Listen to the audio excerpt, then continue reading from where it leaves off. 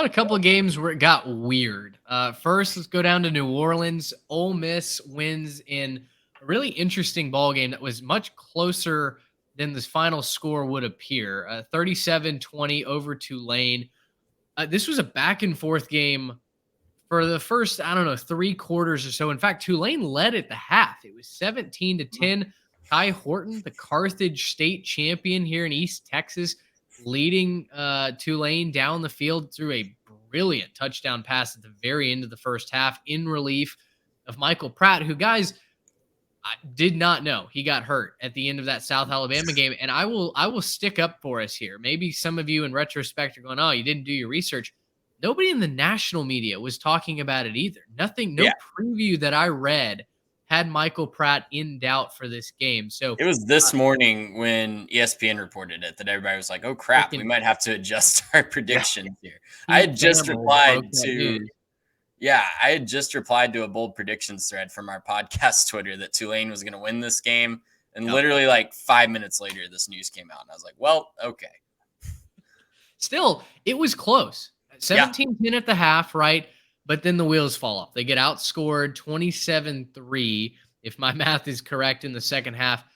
Guys, the second half drives for Tulane. We don't necessarily do a drive chart. That's other podcast things, but this one was special. Tulane in the second half went punt, turnover on downs, punt, interception, downs, field goal, downs, end of game.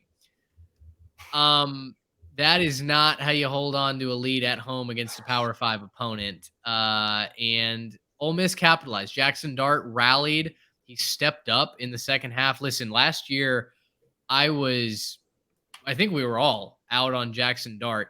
He has stepped up. He's improved his game. He's held off competition from the other 82 quarterbacks that are in that room. And he had a good game today. 2 touchdowns, 267 yards through the air.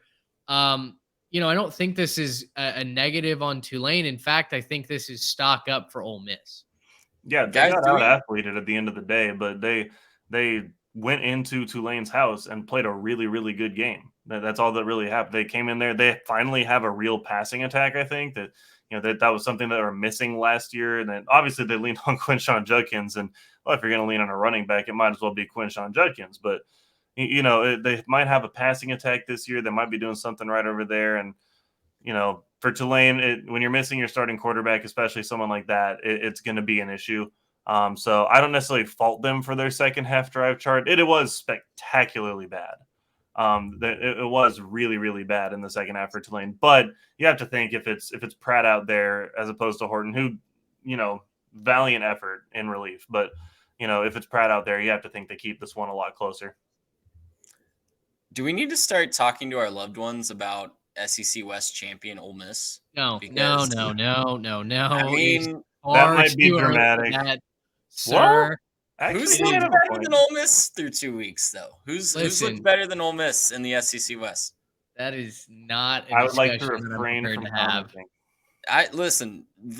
President of the Lane Kiffin hater fan club right here, but got to give credit where it's due. It was a big win today. That was huge. Yeah, they've looked really, really good so far. Defense looked asleep at the wheel in that first half, and they bowed up in the second half. I will give them credit for that. Ole Miss held under 100 yards rushing on the day. Quinshon Judkins, he had 2 touchdowns against, Directional State Sisters of the Poor last week. He did not break out this week, though, and I think that's more credit probably to Tulane. They keyed in on him. And they did. They stacked the box and said, you are not going to beat us on the ground. So I'm curious to see how that develops.